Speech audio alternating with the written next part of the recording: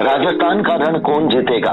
25 नवंबर इम्तिहान की तारीख, पेपर खत्म हुआ, समय समाप्त हुआ और अब मत प्रतिशत पर गणनाएं हो रही है, आंकलन हो रहा है। जोधपुर की बात करते हैं, सूर्य नगरी की बात करते हैं। कल भी हमने सूर्य नगरी से संभावनाएं तलाशी थी। 3 सीटों की बात थी और उसमें एक बात आई थी कि सरदारपुरा की सीट भी बहुत ज्यादा कंफर्ट पोजीशन में गहलोत साहब के लिए नहीं है और 2 सीटें भारतीय जनता पार्टी बहुत उत्साहित थी। आज बात करते हैं मतदान के बाद में स्थिति क्या है।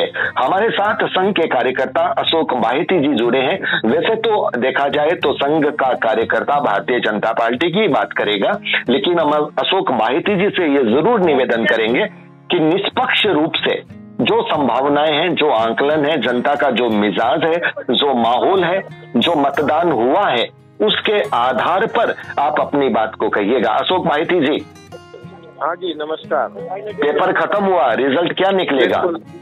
बिल्कुल रिजल्ट जनता की भावनाओं के अनुरूप तुष्टीकरण करने वाली सरकार को हटाने का मन यहाँ की जनता बना चुकी है और उसने उसी के अनुरूप अपना मतदान किया है।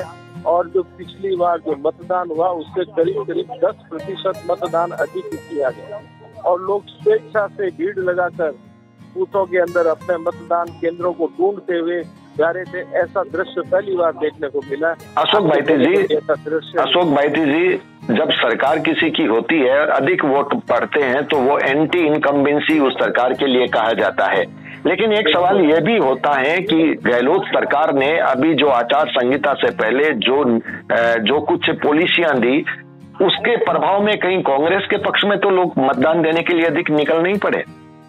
नहीं, यहाँ पर लोगों का मतदान जोधपुर के और राजस्थान के अंदर हुए ये तुष्टीकरण के झगड़ों के अंदर उन्होंने जिस प्रकार एक विशेष वर्ग को ज्यादा शह देकर और उन्हें बिल्कुल बचाया गया और उस वजह से आम जन ने एक मन बना लिया, क्योंकि पैसा ही जीवन के लिए सब कुछ नहीं है, सुरक्षित भविष्य सभी को चाहिए। और समाजों के अंदर विवाद और खाई पैदा करने का काम कांग्रेस ने आज तक किया है, इस विचार ने किया है। अब वजह से मुझे जनता का मन इस बार पूर्ण रूप से तो आप ये कहना चाहते हैं, आप ये कहना चाहते हैं कि गहलोत सरकार की चिरंजीवी योजना और दूसरी जो योजनाएं हैं उनसे ज्यादा भारी तुष्टीकरण की नीति पर लोगों का प्रहार रहा है, आप ये कहना चाहते हैं? तो मुझे ये बताइए कि आपके जोधपुर शहर की जो 3 सीटें हैं उसमें एक सीट में गहलोत साहब खुद कैंडिडेट हैं, तो वो एक माहौल उनका अपना है। वो सीट कितनी, क्या गहलोत साहब भी टक्कर में है कहीं कि बहुत कंफर्ट पोजीशन में है? वो कंफर्ट नहीं कह सकते, वहाँ भी कंफर्ट नहीं है, पर क्योंकि वो एक बहुत कदावर नेता है, उनका अपना एक वजूद है, वो एक अलग बात है और लोग थोड़ा बहुत उनका सम्मान भी करते हैं। से विरोध नहीं है, विचारधारा से विरोध है यहाँ पर। तो बहुत सही बात आपने कही। कंफर्ट वो कंफर्ट नहीं है, पर जो हमारी यहाँ जोधपुर की विधानसभाएं हैं, शहर विधानसभा और सूरसागर विधानसभा, इन दोनों के ऊपर मैं जो जनता के रुझान के हिसाब से कई बूथों पर मैं गया हूँ, उसके हिसाब से लोगों से राय शुमारी भी की है हम लोगों ने और हमने काम भी किया है जनता के बीच में, लोगों से मन बनाने का प्रयास किया, क्योंकि इस तुष्टीकरण की नीति का एक प्रभाव आगामी आने वाले भविष्य में हमारे सब परिवारों को होने वाला है। तो उसके लिए हम लोगों को आज सचेत होने की आवश्यकता थी। हमने लोगों तक ये जन जन तक पहुंचाया, इसी का नतीजा आज जो वातावरण बना है, इसके अंदर लोगों का रुझान कांग्रेस के विचारों के विरुद्ध।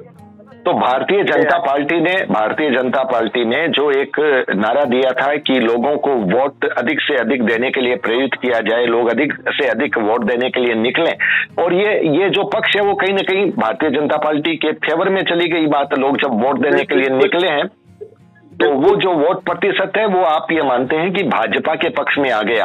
बाहेती साहब, एक बात मुझे ये बताइए, आपने जोधपुर की बात बताई, अगर इसी लिहाज से मैं अगर आपसे थोड़ी सी ये जानकारी लेना चाहूं कि 199 सीट पर जो वोटिंग हुई है, आप भारतीय जनता पार्टी को कहां तक मानते हैं? अगर यही रुझान पूरे राजस्थान में चला है तो फिर ये प्रभाव कहां तक जाएगा?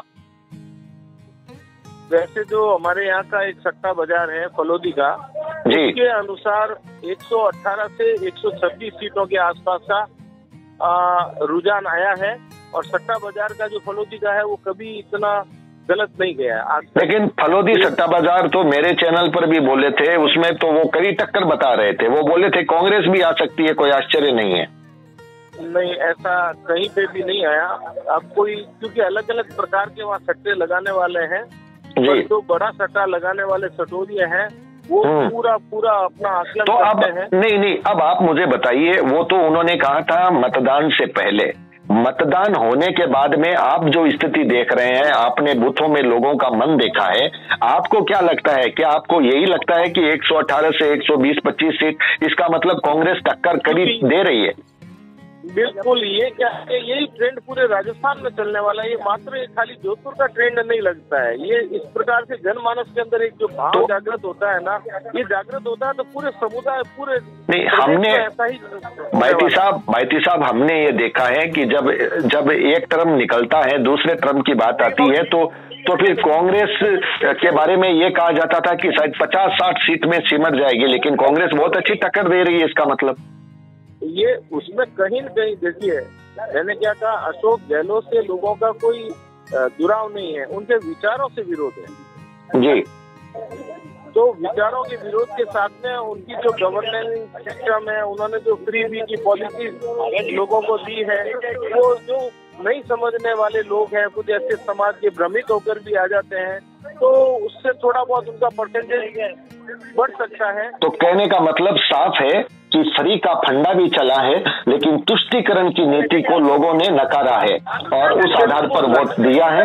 और शायद इसलिए Bharatiya Janata party come back कर रही है, वापस जो मिथक है उसी मिथक को कायम रखा जा रहा है। कांग्रेस मिथक तोड़ने में कामयाब नहीं हो रही है। तो हमारे साथ अशोक माहिती जी, जोधपुर से संघ के कार्यकर्ता, उन्होंने अपनी बात कही। जोधपुर की 3 में से 2 सीटें भारतीय जनता पार्टी के लिए सुरक्षित मान रहे हैं। अशोक गहलोत भी टक्कर में है, लेकिन अब ऐसा लग रहा है कि गहलोत साहब टक्कर में तो है, पर ऐसी बात नहीं है कि गहलोत हार रहे हैं। कल हमारे पास एक ऐसा दावा आया था जिसको हमने दिया था। तो बहुत बहुत आभार भाईती साहब, बहुत बहुत आभार, शुभकामनाएं। धन्यवाद।